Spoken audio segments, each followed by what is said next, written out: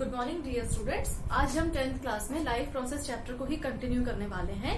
बेटा पिछले वीडियोस में हमने पढ़ा था न्यूट्रिशन के बारे में, जो कि एक one of the life process है। तो न्यूट्रिशन हमने देखा था डिफरेंट टाइप ऑफ ऑर्गेनिज्म में कि अमीबा कैसे न्यूट्रिशन प्राप्त करता है, पैरामीशियम कैसे प्राप्त करता है। दोनों ही प्रोटोजोआ है, इस बात को ध्यान में रखना।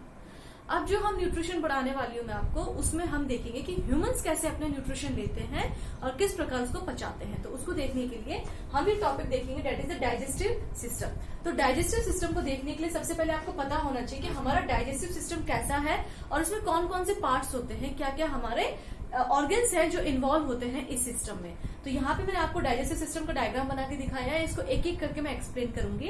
तो सबसे पहले देखते हैं कि डाइजेस्टिव सिस्टम का जो सबसे पहला पार्ट होता है बेटा, वो होता है हमारा माउथ। तो यहाँ पे मैंने आपको माउथ बनाया। माउथ से जैसे ही नीचे की तरफ जाते हैं बॉडी के अंदर, that is called food pipe. वो फूड पाइप होती है जहां से हमारा खाना नीचे जाता है और उसको बायोलॉजिकली हम लोग बोलते हैं ईसोफेगस। इसमें ओ साइलेंट है, ठीक है। ईसोफेगस हो गया। नेक्स्ट आप देखोगे जो नेक्स्ट स्ट्रक्चर है, नेक्स्ट ऑर्गन है जो डाइजेस्टिव सिस्टम का, वो है स्टमक। स्टमक के बाद आता है हमारा पैनक्रियास। पैनक्रियास के बाद आते हैं हमारे स्मॉल इंटेस्टाइन। यहाँ पे आप देखोगे स्टमक के बाद यहाँ पे जो ट्यूब दिख रही है, छोटी वाली जो ट्यूब है बेटा, ये है हमारी स्मॉल इंटेस्टाइन। और स्मॉल इंटेस्टाइन ज्वाइन हो जाती है एक बड़े इंटेस्टाइन में, which is called as a large intestine. इसके अलावा हम एक और ऑर्गन देख रहे हैं यहाँ पे, that is called as a liver, ठीक है। लीवर हो गया और एक गाल ब्लैडर जिसको हम पित्त की थैली कहते हैं। तो ये सारे ऑर्गन्स होते हैं जो सारे ऑर्गन्स मिलाकर एक सिस्टम बनाते हैं, which is called as the digestive system. अब हम इसमें हर ऑर्गन का एक एक डिटेल में देखेंगे। तो सबसे पहले देखेंगे हम माउथ के बारे में। अब माउथ का आप सब जानते हो, जो खाना हमारी बॉडी के अंदर जाता है that is through the mouth. Mouth से गया। अब माउथ में जो खाना गया है, आप इमेजिन करो क्या वहां पे पचाया जा सकता है? The answer is yes. कुछ अमाउंट ऑफ फूड जो होता है वो हमारे माउथ में डाइजेस्ट होता है। तो कैसे डाइजेस्ट होता है, किन चीजों की प्रेजेंस से डाइजेस्ट होता है, वो बताती हूँ। तो माउथ में क्या प्रेजेंट होता है बेटा? माउथ में आता है हमारे सलाइवा, जिसको हम लाल भी कहते हैं, थूक जो बनता है, ठीक है। उस सलाइवा में एक एंजाइम होता है जिसका नाम होता है सलाइवरी अमाइलेज, ठीक है। ये जो एंजाइम होता है ये बेटे डाइजेस्ट करता है हमारे खाने में प्रेजेंट कार्बोहाइड्रेट को। और वो कौन सा carbohydrate specifically? That is the starch. वो कौन सा है? स्टार्च। उसको डाइजेस्ट करके उसको किस में तोड़ता है? ग्लूकोज में। क्लियर? या सबसे पहले हम इसको कह सकते हैं माल्टोज में तोड़ता है, ठीक है ना। तो यहाँ पे हम लिख सकते हैं माल्टोज। और ये माल्टोज में जाके आपके फूड पाइप के थ्रू पेट के अंदर जाएगा और यहाँ पे जाके वो डाइजेस्ट होता है इनटू द ग्लूकोज। तो क्लियर हो गया आप लोगों को माउथ का पार्ट। माउथ में क्या होता है? सलाइवा प्रोड्यूस होता है। सलाइवा के अंदर सलाइवरी अमाइलेज बनता है जो कि एक एंजाइम है। और ये एंजाइम किस पे एक्ट करता है? स्टार्च पे। और इस स्टार्च को वो डाइजेस्ट करता है into maltose, which is further digested in the stomach to give the glucose. तो ये हो गया हमारा फर्स्ट पार्ट, ठीक है। नेक्स्ट पार्ट हम देखते हैं which is called as the stomach. Main part हमारा यहाँ पे स्टमक। अब जैसे खाना यहाँ से डाइजेस्ट होके स्मॉल अमाउंट में डाइजेस्ट होके स्टमक में पहुंचा है। अब स्टमक में क्या चीज प्रेजेंट होती है? स्टमक क्या बनाता है फूड को डाइजेस्ट करने के लिए? तो यहाँ पे आ जाते हैं। स्टमक दो चीजें बनाता है बेटा, एक तो बनाता है HCl और एक बनाता है पेप्सिन। तो HCl क्या हो गया? Hydrochloric acid. अब एसिड के नाम से समझ लो तेजाब बनता है हमारे पेट में, ठीक है। क्या मकसद है इस एसिड का, क्या रोल है इस एसिड का हमारे स्टमक में? ये जो एसिड होता है ये हमारे फूड में जितने भी माइक्रोब्स आ रहे हैं बॉडी के अंदर, फूड के थ्रू जितने भी माइक्रोब्स आ रहे हैं, उन सारे माइक्रोब्स को क्या करता है? ये HCl किल कर देता है, मार देता है, ठीक है। प्लस इस एंजाइम को, जो ये एंजाइम होता है, इसको वो एक्टिवेट करता है, इसको वो तैयार करता है अपने फंक्शन के लिए। तो पेप्सिन जो है एंजाइम, इस एंजाइम का क्या रोल है, क्या करता है ये पेप्सिन क्या करता है? जो प्रोटीन प्रेजेंट होता है हमारे फूड में, उसको पेप्टोन्स में तोड़ता है, ठीक है। जो भी प्रोटीन होता है, जैसे प्रोटीन कहाँ कहाँ प्रेजेंट होता है? हमारे दाल में होता है, हमारे फ्रूट्स में होता है, हमारे दूध में होता है। ये सारी चीजें हम जब खाते हैं तो उसको कौन डाइजेस्ट करता है? प्रोटीन को पेप्सिन, ठीक है। तो पेप्सिन तोड़ देता है उसको पेप्टोन में। तो आई थिंक आपको स्टमक का पार्ट क्लियर हो गया होगा कि स्टमक में दो चीजें बनती है, एक HCl और एक पेप्सिन है। ये दोनों ही हमारे फूड के कौन से पार्ट को डाइजेस्ट करते हैं? प्रोटीन को। चलो अब नेक्स्ट जो है, नेक्स्ट बताती हूँ आपको। अब जो खाना है, जो हाफ डाइजेस्टेड फूड है, वो कहाँ गया? अब स्टमक से वो खाना पैनक्रियाज में या लीवर में नहीं जाएगा, उसका जाने का रास्ता होगा स्मॉल इंटेस्टाइन। अब आप ये देख रहे होंगे ये वाला पार्ट, ये जो पार्ट है ये स्मॉल इंटेस्टाइन है, ठीक है ना। ये दिख रही है ना आप लोगों को? यहाँ इसके अंदर जाएगा फूड।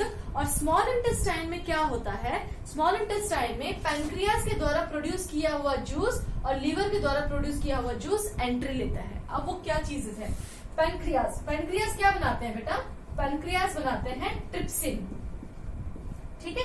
तो पैनक्रियाज प्रोड्यूस करते हैं trypsin which is again an enzyme, ये भी एक एंजाइम होता है और ये एंजाइम किसको डाइजेस्ट करने में हेल्प करता है, ये एंजाइम भी हमारे प्रोटीन को डाइजेस्ट करता है, ठीक है।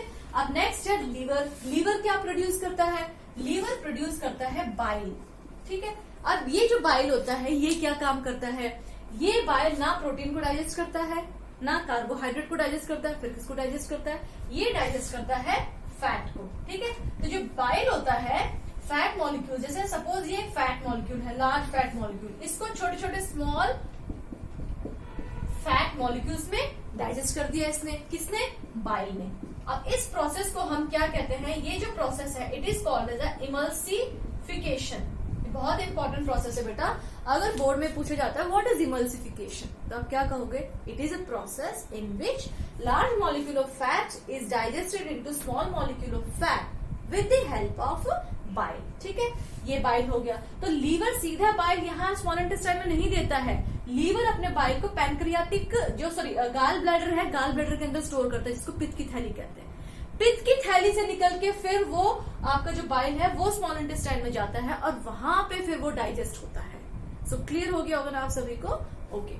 चलो नेक्स्ट हम देखते हैं स्मॉल इंटेस्टाइन। अब स्मॉल इंटेस्टाइन का क्या रोल है, इसमें आपको बताया स्मॉल इंटेस्टाइन में पैनक्रियाज से ट्रिप्सिन और लीवर से बाइल, ये दोनों स्मॉल इंटेस्टाइन के अंदर आएंगे और वहां पे जाके आपके जो फैट मॉलिक्यूल्स हैं, जो प्रोटीन्स हैं, उसको डाइजेस्ट करेंगे स्मॉल इंटेस्टाइन में। खाना डाइजेस्ट हो गया है कम्प्लीटली, ओके। अब काम का जो खाना है जिसको हम न्यूट्रिएंट कहेंगे, जो हमारी बॉडी के लिए जरूरी है, उस काम के खाने को हमारे जो स्मॉल इंटेस्टाइन होता है वो एब्जॉर्ब कर लेता है। तो मैं आपको देखो डिटेल में दिखाती हूँ। ये हमारी स्मॉल इंटेस्टाइन है सपोज, ठीक है। ये जो भाग है ना, ये वाला पतला वाला, इसको मैंने ब्रॉड करके दिखाया आपको क्लियरली। तो इस स्मॉल इंटेस्टाइन एक special finger like structures present होते हैं which are called as the villi. ये ध्यान रखना बेटा इस बात को, ये फिंगर लाइक स्ट्रक्चर्स होते हैं, फिंगर लाइक स्ट्रक्चर्स होते हैं which is called as a villi and this villi helps in absorbing the nutrient from the food. जितना भी खाने में पोषण है, अच्छी चीजें, उसको एब्सॉर्ब करता है और इसके आसपास जितनी भी ब्लड वेसल्स होती हैं, यहाँ से गुजर रही होती हैं, जितनी भी खून की नसें गुजर रही होती हैं, उनको ये न्यूट्रिएंट दे देता है विलाई कि भाई मैंने एब्सॉर्ब कर लिया इस काम के खाने को, अब आप ले जाओ और इसको पूरे बॉडी में सर्कुलेट कर देना जहां जहां ये जरूरी है, ठीक है। तो ये विलाई एक स्पेशल स्ट्रक्चर है जो स्मॉल इंटेस्टाइन के सरफेस एरिया को भी इंक्रीज करता है और हमारे फूड को एब्सॉर्ब भी करता है, ब्लड वेसल्स को देता भी है।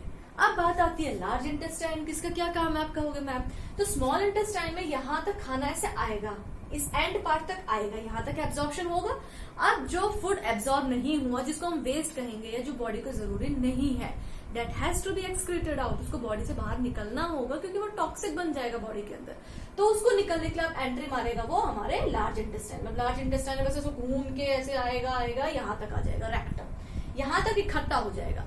अब इस चीज का ये जो वेस्ट इकट्ठा हुआ है, इसको आप बॉडी से फ्रेश आउट करोगे, बाहर निकालोगे इन द मॉर्निंग। मॉर्निंग के समय जब आप फ्रेश होते हो तो आपके बॉडी से जो वेस्ट निकलता है that is the undigested part of the food, जो डाइजेस्ट नहीं हुआ था और जो जरूरी है भी नहीं हमारी बॉडी के लिए, ठीक है ना। तो इस तरह से बेटा आज मैंने आपका जो टॉपिक कंप्लीट किया है that is the digestive system. It is the most important topic, board में फ्रीक्वेंटली पूछा जाता है। तो ये आपको डायग्राम पूरा बनाना है, इसके नोट्स आपको लिखने हैं, मैं आपको नोट्स भेज रही हूँ साथ में, वो कॉपी करोगे अपने बायोलॉजी के फेयर नोटबुक में और उनको बेटा साथ में याद करोगे, ठीक है। नेक्स्ट क्लास के लिए आप मेरे नेक्स्ट वीडियो को देखना नेक्स्ट क्लास में। चलो ठीक है, थैंक यू बेटा।